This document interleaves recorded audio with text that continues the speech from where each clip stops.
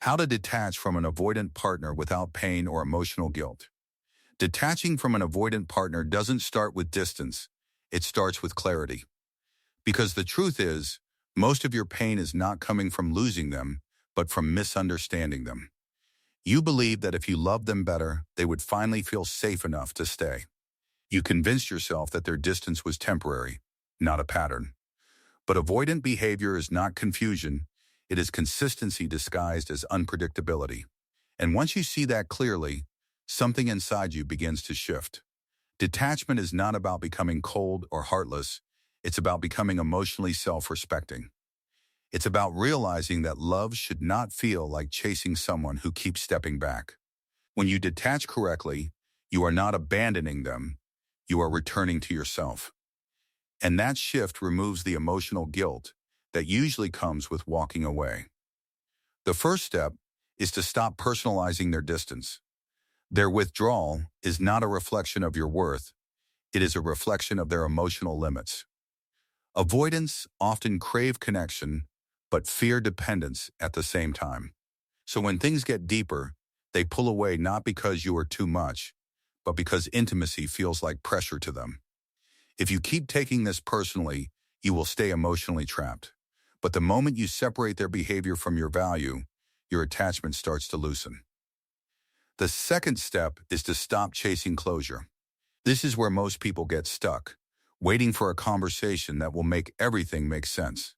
But avoidant partners rarely give satisfying closure because they struggle to process emotions openly.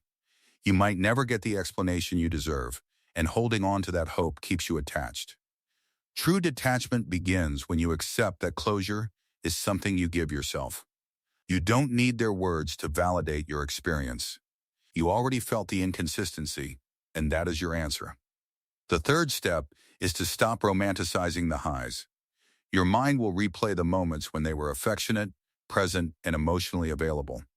Those moments felt real, and that's what makes it hard to let go. But you must remind yourself that those highs were not the full picture.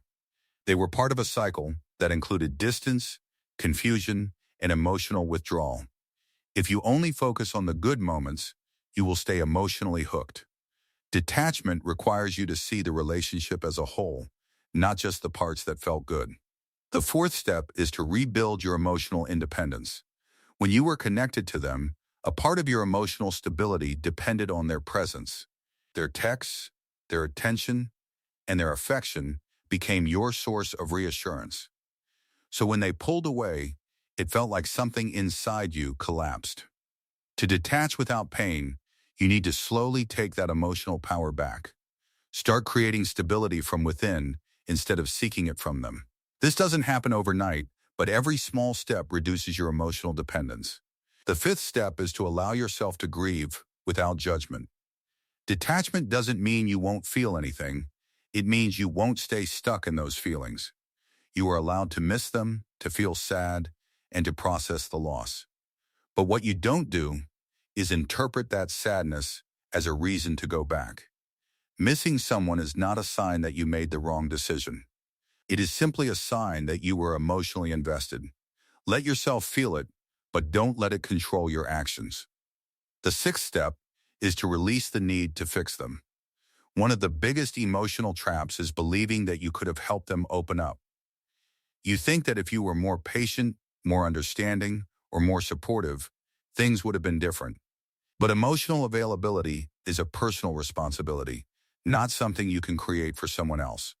You cannot heal someone who is not ready to face their own patterns, and holding on to that belief only keeps you emotionally tied to them. Detachment happens when you accept that their growth is not your responsibility. The seventh step is to set quiet boundaries within yourself. You don't always need a dramatic conversation or a final goodbye to detach. Sometimes the most powerful boundaries are the ones you set internally. You decide that you will no longer check their social media. You decide that you will not respond immediately if they suddenly reach out. You decide that your peace matters more than their inconsistency. These silent decisions slowly break the emotional attachment without creating unnecessary conflict. The eighth step is to understand the difference between love and attachment. You may still feel love for them, and that's okay. But love does not require you to stay in a situation that hurts you.